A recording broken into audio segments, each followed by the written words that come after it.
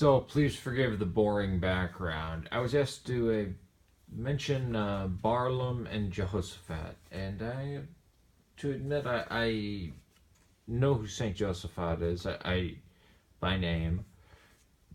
I never read in depth on him though. There's actually a Saint Josaphat in Chicago. And I remember that around late summer, early spring, late summer, that we sing the hymns to the Princes of India. This may be connected to it. We all know that St. Thomas brought Christianity to India, or at least to Persia, and then from Persia it went to India. I think he went all the way into India myself. And that his father, the King Abner, or maybe it was his son, became Christian.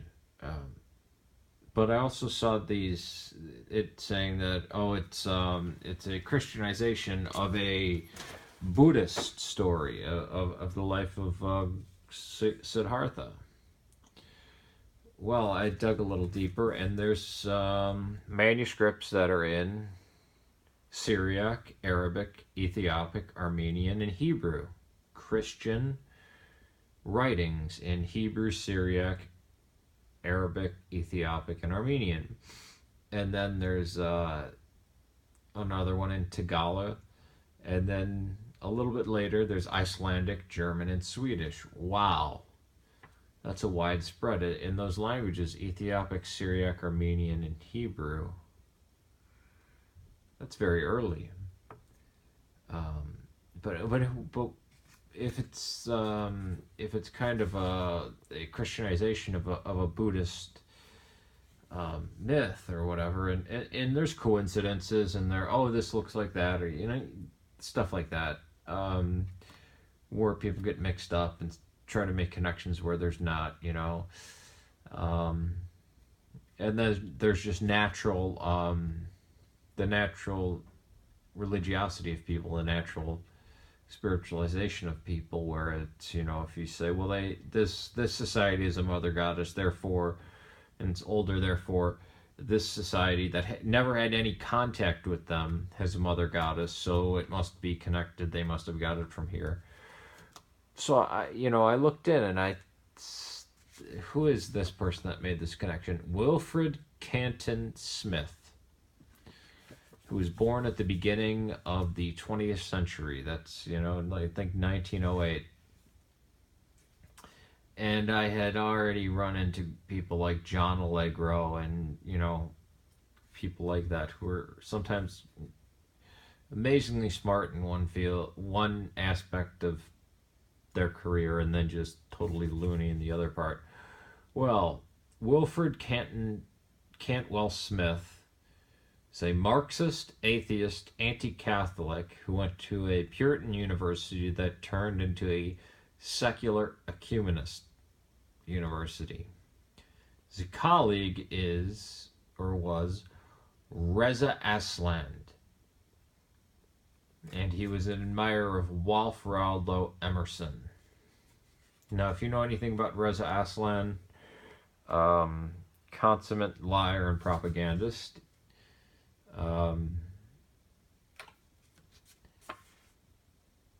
And this man, Wilfred Cantwell Smith, who's trying to say, it's just a ripoff of a Buddhist story.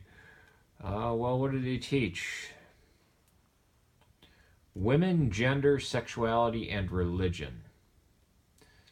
And he also taught, his main teaching was not in the Bible or Christian history, it was in Indian and Islamic studies. You'll notice that the white Buddhists, the modern day Whole Foods Buddhists, will always try to connect anything Christian, even ancient Christian stuff, and say, it was really Buddhist. I don't know how many times I've come across this.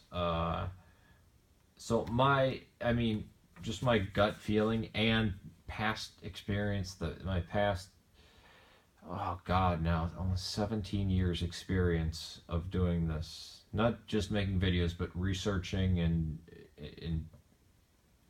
really getting into the muck of things and having, 7 books laid out in front of me and plus 3 laptops that I'm looking at and that kind of. I haven't done that stuff in a few years, but yeah, I'm, I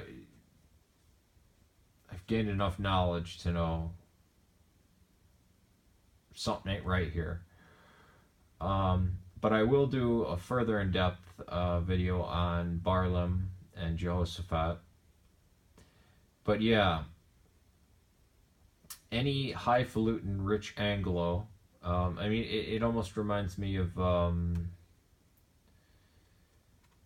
Bertrand Russell, how incredibly stupid that guy was of his just undying, seething hatred for anything Christian, as well as Margaret Sanger, and even a man I admired very much, Christopher Hitchens, how the ridiculous things that he'd say. I even liked Penn Jillette at one time, and now I look at his stuff and I'm like, wow, is there nothing you won't say that won't just bash Christianity? I mean, not even just going out of your way to lie. But yeah, the Puritans have turned secularists and ecumenists. And a colleague, Reza Aslan. And this man, this white Anglo, anti-Catholic, anti-Christian, teaching Indian and Islamic studies, as well as women, gender, sexuality, and religion. So,